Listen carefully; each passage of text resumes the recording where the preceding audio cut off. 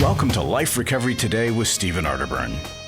In the next half hour, you'll obtain insights and tools to transform your life using the biblical principles found in the 12-step program.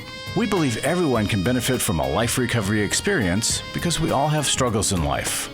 Struggles with addictions, food, depression, anxiety, and relationships, to name a few. You'll be encouraged to see how others have found a new way of life with hope for the future through life recovery.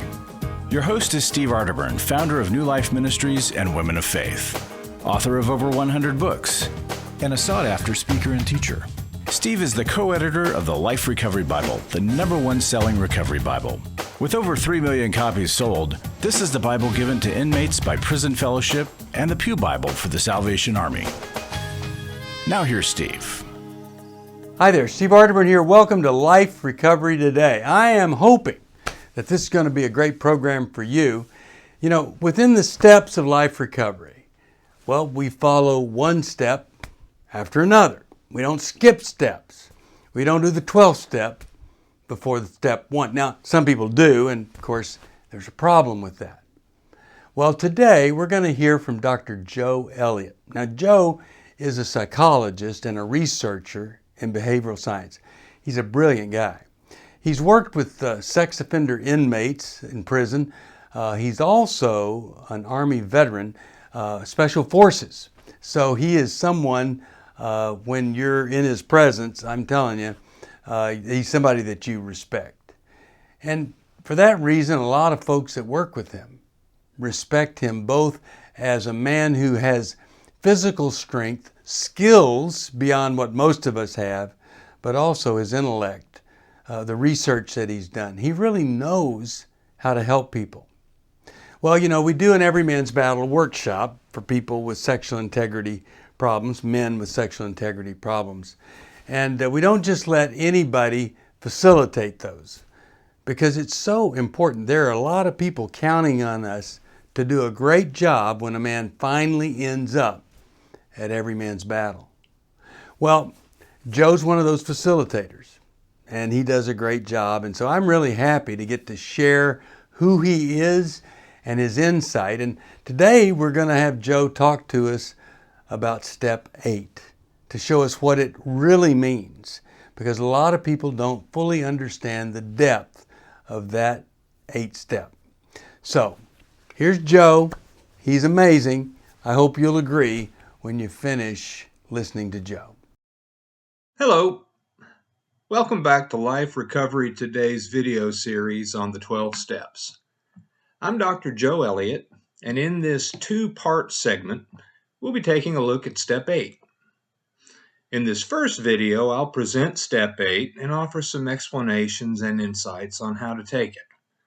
Then, in part 2, we'll consider common challenges to progress that you're likely to encounter while you're taking step 8. In this presentation, you're going to want to have your workbook or at least some note paper and a pen or pencil. Now, step 8 states, we made a list of all persons we had harmed and became willing to make amends to them all. Now, in a few minutes, I'll unpack that in more detail. But first, let's review the general principle of the 12-step program of recovery. Namely, the word step was chosen very deliberately. It's a word picture. When I walk, it is not possible for me to take any step before my first step. And then my next step has to be my second step, not my third or my 8th or my 12th step. The point is, as you embark on your recovery and your study of the 12 steps, there's nothing wrong with reading or viewing ahead. But we do emphatically tell you, don't do any steps, particular work, before you have fully completed all the preceding steps. So why does step 8 fall in the process where it does?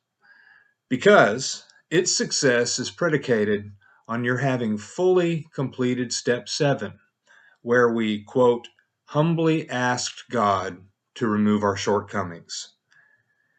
Now, this is not to say that God will have completed that work, but his initiation of that work, and more directly, the humility that you will have continued to grow in step 7, is very necessary for you to carry on while you take step 8.